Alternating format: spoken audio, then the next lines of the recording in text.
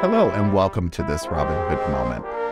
We live in a digital world, and tech is the fastest growing business sector in the local New York economy. Yet, too many of our kids are leaving high school unprepared to compete, and many not even computationally fluent enough to navigate the brave new world our society has morphed into. Today, we are exploring the issues around computational thinking and blended literacy through the work of the Robin Hood Learning and Technology Fund, an 8-year, $40 million initiative. My name is Kevin Thompson, and today we are pleased to spend this Robin Hood moment with Amber Oliver, the Managing Director of the Robin Hood Learning and Technology Fund. Welcome. Thank you.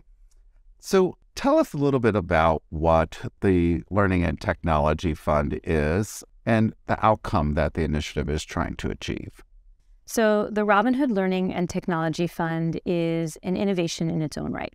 It is a co-created fund between 3 different foundations: Robin Hood Foundation, Overdeck Family Foundation, and Siegel Family Endowment. They came together in 2015 to unlock the potential of technology to transform learning and advance achievement for students living in poverty in New York City. A big part of what we do is show what is possible in New York City so that we can inspire students all over the country to have the kind of learning that is affirming, engaging, rigorous, and meets them in the place that is going to make them excited to engage, but also ready for the world that we live in today, which looks really different from the world I grew up in, but also looks different from the world we were in just 6 months ago. That is so true. We're going to get to that in a few minutes because I have some questions for you about the latest changes in the tech world. But explain a little bit for our listeners about the 2 buckets of concentration that the fund exists in.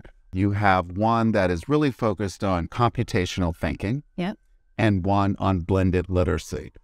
So when we started the fund, we thought, where was there not a lot of activity? Where could we come in and with just a little bit of dollars and a huge amount of influence, could we start a whole new field?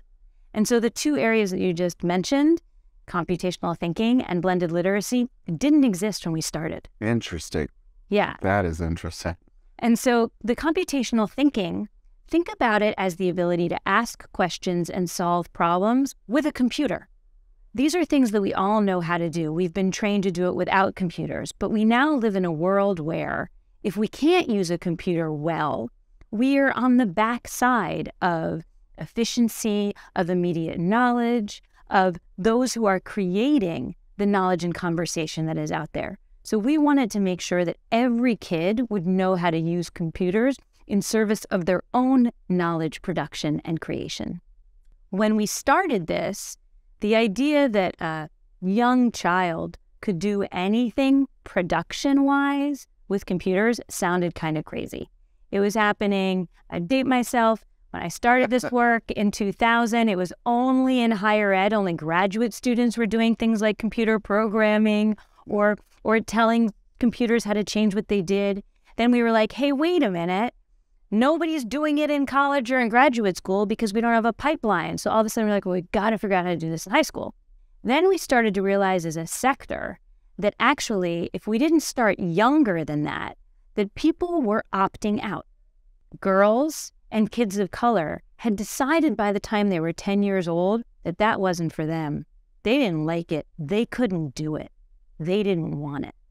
So we ended up with a sector which was really dominated by one type of person, one type of thought, right? Which was creating a lot of inequities, not just for the jobs people could get, which were going to be the highest paying jobs, but also who was deciding what the narrative was in our world, which is building those algorithms. Right. Yeah. Which creates bias and which limits opportunity, which then perpetuates cycles of poverty. So there was this space. So what we did is we decided, wouldn't it be amazing if we could have every elementary school student have a sense of what this could even mean, so that when they got to that next level, they weren't opting out.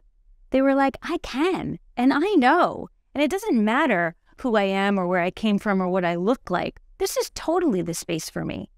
So we started to build these opportunities, training teachers while they were in the classroom, but also before, because we wanted to make sure that the next pipeline of teachers, that we were solving this, right? That within a generation, every teacher would be knowing how to do this, so every student would know how to do it. We created curriculum. We invested in policy, right? So that's the computational thinking side of the house. On the other side, we have a reading crisis in this country. We had said that we were doing a really good job when 1 out of every 3 kids of color knew how to read. It was one of the highest rates we'd had in decades before the pandemic. We were making progress, and we were all doing the best we could. But there were some things that we were really encumbered by. One was that we weren't using quality, standards-aligned curriculum.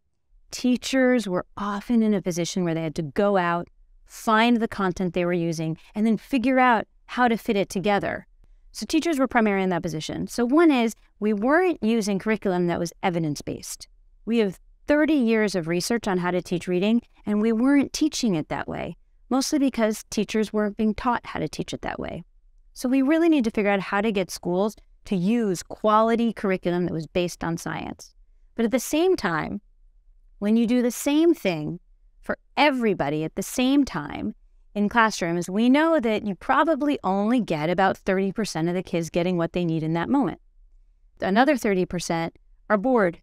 They already knew the thing you're teaching them. We probably all had this experience in school. And then there are the other 30%, they're like, what? I totally missed that. I totally don't know what's going on. Maybe I don't want to say anything. So we had 2 challenges. One was that we weren't using that kind of content, but the other was is we didn't have a way to differentiate instruction so that even you and me, Kevin, in one classroom, we need a different experience to feel seen, right? So for us, even for a class of 1 to 2, now almost all of our classrooms are 1 to 32. So what would happen if we could take technology and make it so that on top of it, every single kid in the classroom could have an experience that was making them feel seen and heard and given all the additional supports they can accelerate when they need to accelerate, right? Go much faster, but also so that students can have a role in their own learning. So that was the promise of blended literacy. And the goals that we looked for our success over 8 years was, one, we were going to incubate this in New York City, and then it was going to reach 19 million kids. Wow. And to date, we've reached 8.5 million kids with the things that we've been able to catalyze. And we are on track. Okay? That's one. That's amazing. The other thing we really wanted to do was we wanted to make sure that kids were going to know how to read and write better. They were going to be more computationally fluent, and that was going to make them better learners. We want them prepared for the world they're going to, but we want them to be active and engaged learners. So let me just ask, I'm dating myself here. In my day, the focus was on analytical thinking. How is that different from what you're describing? 2 answers. On the one hand, it's not. Okay. It's the same thing. How do we ask a question well? How do we figure out how to ask that question well? How do we then take that information and turn it into something we can use? The distinction is that when we were both going, I'll date myself with you, when we were both going to school, we didn't have this tool. Our most advanced piece of technology, other than our pencils and pens, was the calculator. That's right. Right? Yeah. We were doing math faster than our parents had done math. We were able to ask much more complex questions than our parents were able to ask. The kids today are supercharged in the kinds of questions they can ask, the kinds of connections they can make, the kind of information. We have all of that information accessible to all of us. A student living anywhere in this country can make a connection between something that's happening in their community and something that's happening in Bangladesh right then and there and presented in a multimedia context that can totally change their minds, right? And in the world of artificial intelligence, that's even faster. So we need kids who are analytical, who know how to question, but also so that they know how to put the different thoughts together. Because the thing about a computer is that it's really dumb. It knows nothing. It is only as smart as the person who is making it do something. So we need really analytical, smart kids who feel comfortable with computers so it can achieve the potential that it has right in front of it. So that's an audacious goal in a lot of ways. And it sounds like you all are making a lot of progress with it. But let's talk about the input in education, the teachers, because, you can't learn what you're not taught. And this is not foundational necessarily to public education, but that's the aspiration. That's where we want to go with it. What are you all doing? We refer to your Learning and Technology Fund as L&T in our office here at Robin Hood. So what is the L&T Fund doing to change how teachers are trained to impart this information to students? When we started this work, we had to think about what did we think we could change that was going to get us where we wanted to go? What could we support?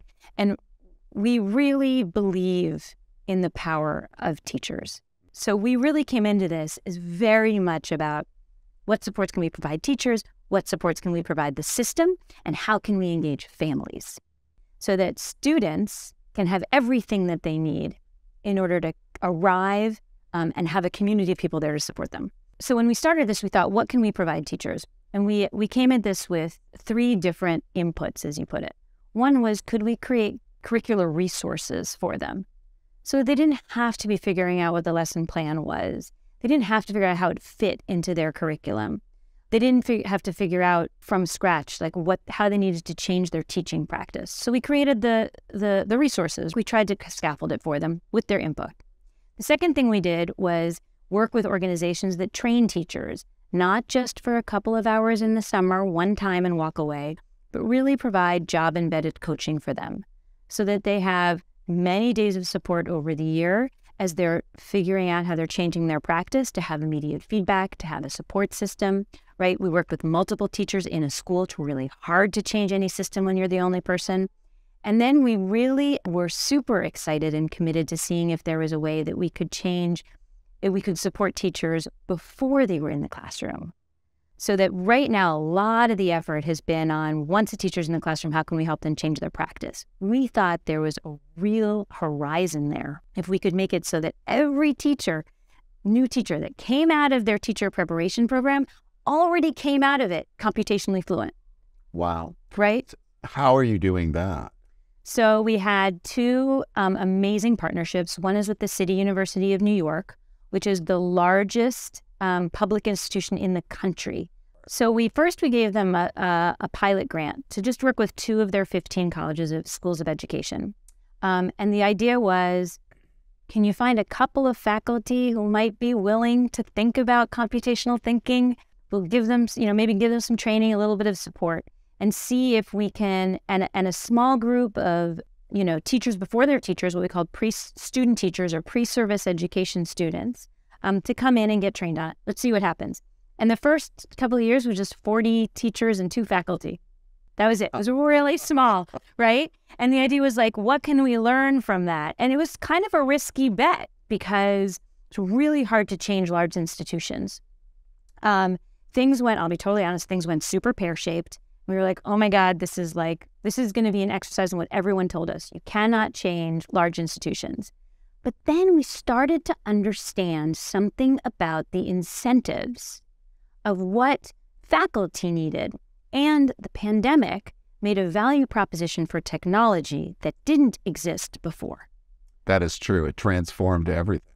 Yeah. And imagine that now every single teacher in the system, by the way, whether they wanted to or not, became an early adopter of technology, right? So after that, and understanding what the incentives were, we were able to start to take those 2 small pilots and bring in other faculty to come and see what was going on. Fast forward to today, 2,300 student teachers were trained in computational thinking this year.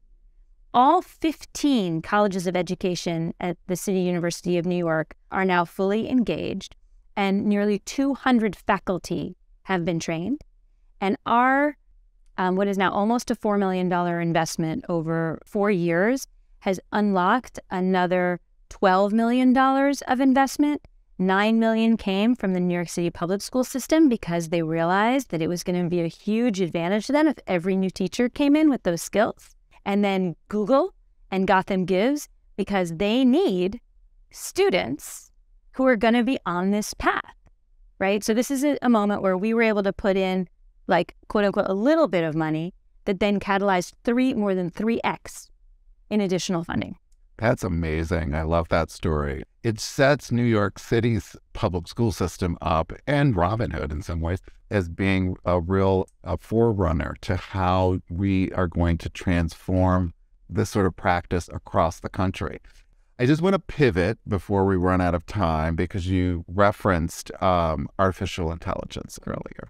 And certainly that's the newer innovation in the tech space. How has that technology changed the work of the Learning and Tech Fund's approach? What do you think it portends for application for education in general? Yeah, well, I'm a possibilitist, Kevin, and I always see opportunity. That isn't to say that I don't understand that there are risks that come with every new innovation. And I just, want to name that in the past few decades, when we've seen major technology revolutions, what's happened is that at the outset, they have significantly exacerbated inequities. And then we've spent the next decade or so desperately trying to reduce the gap that we just created. So for the Learning and Technology Fund specifically, I think that it does a few things. One is, I really think that it makes the argument for why every single kid needs to be a computational thinker. We also need kids who have the foundational computing literacy and computational fluency so that we have a diverse group of people who are figuring out what this technology can do, right? So we need the computational thinking at the early ages more than ever before. We need them to have multiple different gender identities. We need them to have different life experiences that come from different socioeconomic backgrounds, because that is the only way that this technology will bear out the incredible fruit that it offers. The big thing about what these new technologies do is that they give more autonomy to students, so that students can play a more active role in their learning. And that's really exciting for what it means for our education system. So a world of possibilities with that, and the Robinhood Learning and Technology Fund is leading the way on that. And we're so excited that you got to spend a little time with us, take this Robinhood moment. That's all the time we have for today. We really appreciate you, Amber. I'm Kevin Thompson. Thanks for listening today. And do join us again to learn more about Robinhood or the Robinhood Learning and Technology Fund. Our news, interviews, or stories of our impact, visit us at robinhood.org.